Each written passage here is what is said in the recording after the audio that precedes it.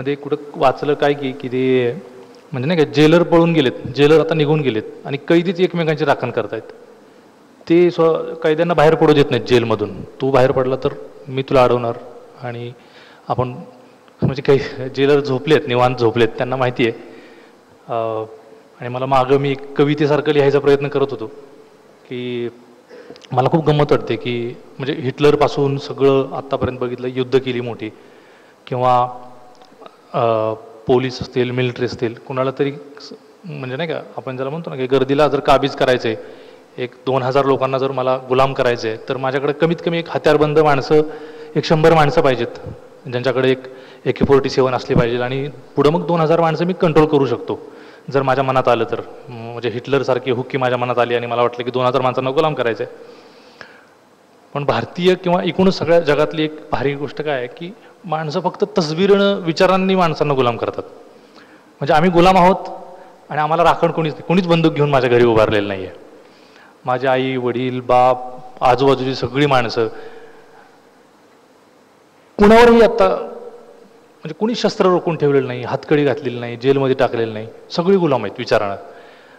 आणि मध्ये एक इन्सेप्शन नावाचा पिक्चर आला होता, त्यात तो विचार दुसऱ्याच्या मनात पेरायची अशी संकल्पना घेऊन नोलांना फिल्म केली होती. तर मला वाटतं आपल्या भारतीयांच्या मनात इतका भारी, इतका मूलभूत विचार पेरून ठेवला आहे की तो अगदी गर्भातूनच तुमच्या मनात येतो. तुम्ही लहानपणापासूनच तसं करायला लागता आणि तुम्ही तसे वागायला लागता.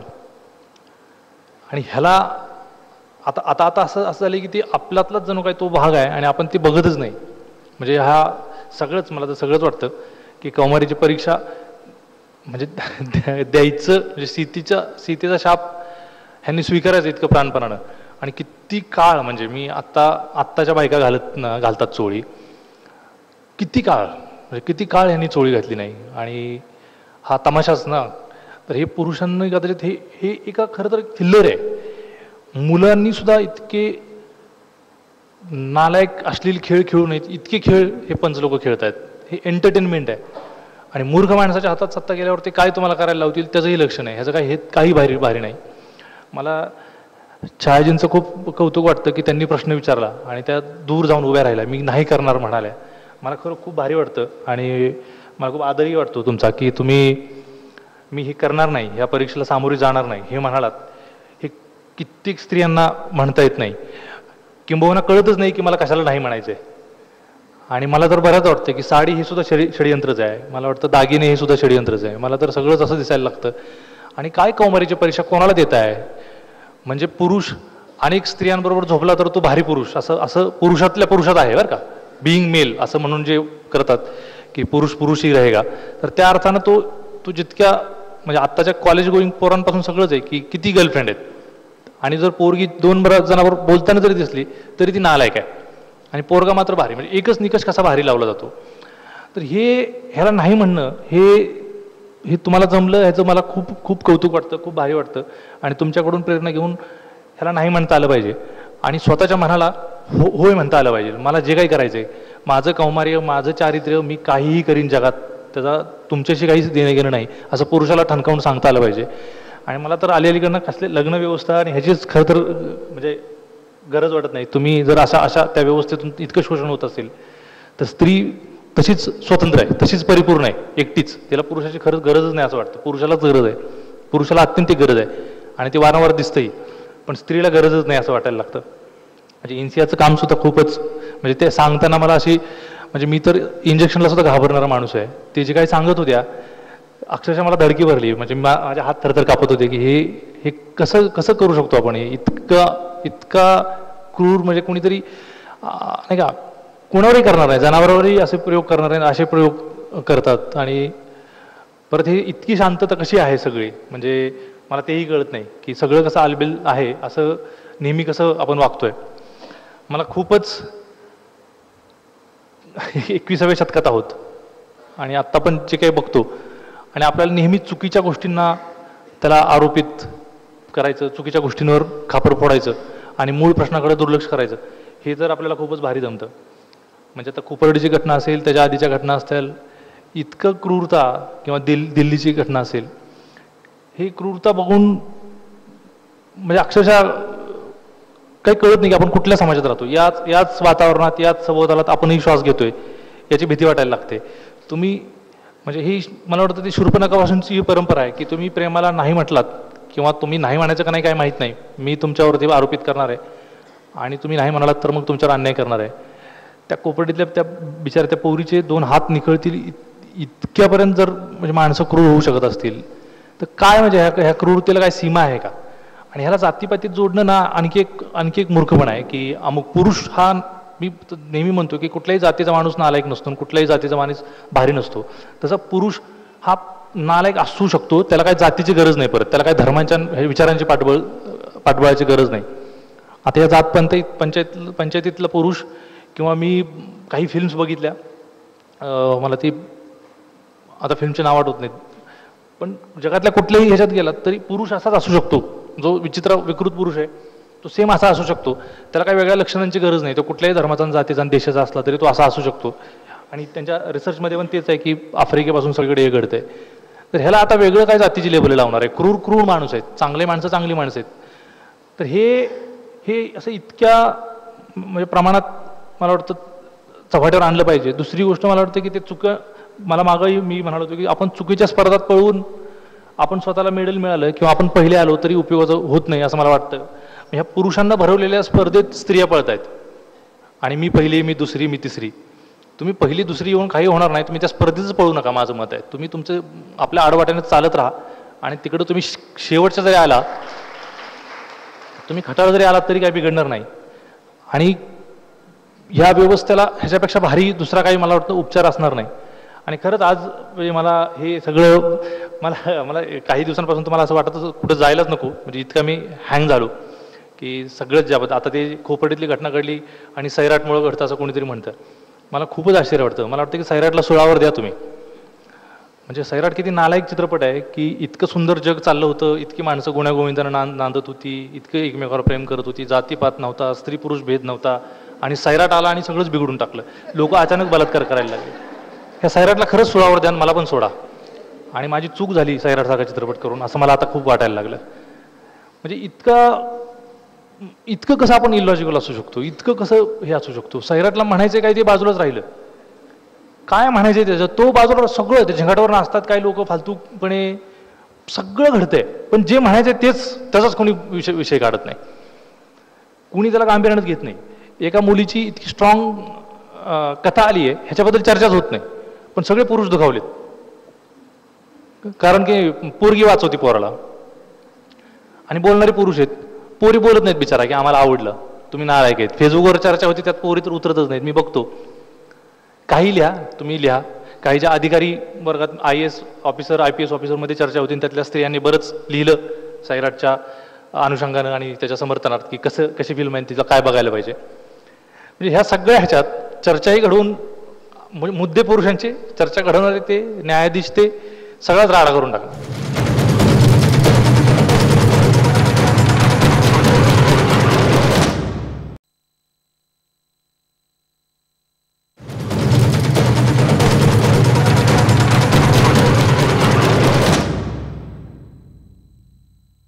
मला असं खूपदा वाटतं की ह्या स्पर्धेत उतरू नये, ह्या स्पर्धेत भाग घेऊ नये. इथल्या धर्मसत्तेत, इथल्या धर्मग्रंथात, इथल्या कवितात, साहित्यात, चित्रपटात कशातही तुम्हाला स्थान नाही आहे. तुम्ही का बळजबरीनं ते येऊ नको म्हटलं तर कुठल्या गाडीत बसू अशी भावना तुमची सदोदित आहे, ते कळत नाही. ते कोलटकरांची ती वामंगी नावाची कविता वाचली तेव्हाही वाटलं की तुम्ही तिकडं डोकं का ठेवून येत आहे त्या विठ्ठलाच्या पायावर, नका ठेवू ना. तुमचं डोकं तुम्हाला उपयोगाला येईल. आपलं काहीतरी म्हणजे काय, त्या महाभारतातली पण गोष्ट आहे, काय खेळतात मला ते जुगार खेळायचा पुरुषांनी आणि स्त्रीला सोंगट्या खेळायच्या आणि ह्यांना लावायचं दावा. मग तिथपासून आतापर्यंत किती संयमानं भारी वागतोय आपण, किती संयमानं वागलोय. मला ॲक्च्युली म्हणजे ही आता जे इन्सियानं सांगितलं हे मला विश्वास बसत नाही की असं करू शकतो माणूस. म्हणजे मला कळतं की मी आता ह्या सगळ्या असं काय ऐकलं, अशा काय व्यवस्थेत हे गेलं की फक्त पुरुष असणं हाच अपराध आहे असं वाटायला लागतं. आणि मला खूप गुन्हेगार वाटायला लागते की मी पुरुष आहे याचंच. आणि मी खूप प्रयत्न करतोय की मी माणूसपणाकडं, मी पण खूप नालायक पुरुष असल्या कारणानं आपोआप नालायकपणा अंगात येतो. पुरुष असण्याची जी काही लक्षणं आहेत ते आपोआप अंगात येतात. लहानपणापासून तुम्हाला कळत न कळत तुम्हाला तसं घडवलं जातं. म्हणजे सगळ्या बाबतीत तुम्ही उजवे असता, सगळ्या बाबतीत तुम्हाला फ्रीडम असतं. मी किती म्हणजे आता पोरांची जर कौमारी परीक्षा घेतली तर काय लफडे होतील मला त्याचं आश्चर्य वाटतंय. इथले पुरुष एकही सगळ्यांचे हात भाजून मरून करपून जातील, त्यांना कुऱ्हाडसुद्धा द्यायची गरज नाही, नुसतं चाला म्हटलं तरी. पण परीक्षा मात्र स्त्रियांची घेतोय आपण. आणि परीक्षा म्हणजे खूप चांगलं आहे. मला वाटतं की नाही द्यायला पाहिजे. तुम्ही झक मारा, माझं आयुष्य आहे, मी काय करायचं मी ठरवीन. मी पवित्र आहे की मी अशुद्ध आहे, मी पापी आहे, माझं कौमार्याचं मी काय करेन हे माझं मला ठरवायला पाहिजे. आणि कुणाच्याही परीक्षेला दारात जाऊन उभारायची गरज नाही. हे तेच आहे की तुमची अक्कल स्वतंत्रपणे असते, पण जाऊन कोणाच्या तरी परीक्षेला बसले की तो ठरवणारच ना, तो मार्क्स देणारच ना. मुळात परीक्षेलाच बसू नका, माझं मत आहे. नाही सिरियसली मला हे कधी असं होईल मला माहित नाही. आत्ता इथं जितक्या महिला दिसतात अशा रस्त्यावर दिसल्या ना, मी मागवून म्हटलं तुम्ही विचार करतो असं पानटपरीवर महिला नाही का, रस्त्यानं सिगरेट ओढताना महिला, रिक्षा चालवताना महिला, बस कंडक्टर बस ड्रायव्हर महिला, सगळ्या महिला दिसल्या ना तर पुरुषांना आपोआप न्यूनगंड येईल असं वाटतं मला. पुरुष आपोआप घाबरेल. रात्री रिक्षात बाहेर पडायचं म्हटलं तरी मग दुसरा पुरुष सांगेल की अरे जरा काळजी करा, म्हणजे फोन कर गेल्यावर. आता कशी रात्री कुत्री बाहेर असतात तशी सगळी पुरुष बाहेर आहेत आणि सगळ्या स्त्रियांना कोंडून ठेवलंय आणि त्यांच्यावर चारित्र्याचं कुलूप लावलंय. त्यामुळे हे उलटं ज्या वेळेस होईल ना, आता तसंही होऊ वाटत नाही, कारण की परत तीच आहे की परत तो एक वेगळा लिंगभेद सुरू होईल. पण हा बॅलन्स कसा होणार, म्हणजे त्यासाठी हे एकदा असा त्याला म्हणतो ना की हा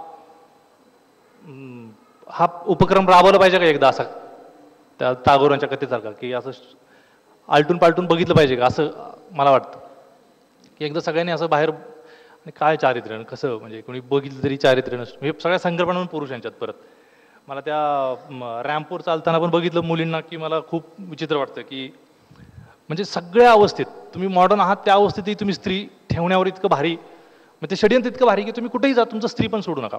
म्हणजे स्त्री पण या अर्थाने की टिपिकली म्हणजे स्त्री असणं खूप भारी, मी त्या वेगळ्या ह्यानं बोलतोय की तुम्ही कुठेही जा, म्हणजे तुम्ही मॉडर्न झाला तर काय स्कर्ट घाला आणि स्कर्ट घालून तुम्ही रॅम्पवर त्या उंच टाचाचे सँडल घाला. ते व्हिडिओमध्ये बघतो तुम्ही, ते फनी व्हिडिओज येतात त्याच्यात, त्या मुली कशा अडकळून पडतात. आणि मला खूप सगळ्यांचं वाटतं की तुम्ही आहात बुटक्या तर राहा बुटक्या, काय बिघडते. उंच टाचाचे सँडल घालून कुठल्या हिमालयावर जायचे आणि उंच होऊन काय करणार आहे ते पण नाही कळत. या सगळ्या षडयंत्रात म्हणजे एकातून सुटलं तर दुसऱ्यात अडकतोय. आता हे सगळी षडयंत्र ओळखून काढणं हा एक उपक्रम मला वाटतं विद्यार्थी करायला पाहिजे की कशी ही व्यवस्था आहे.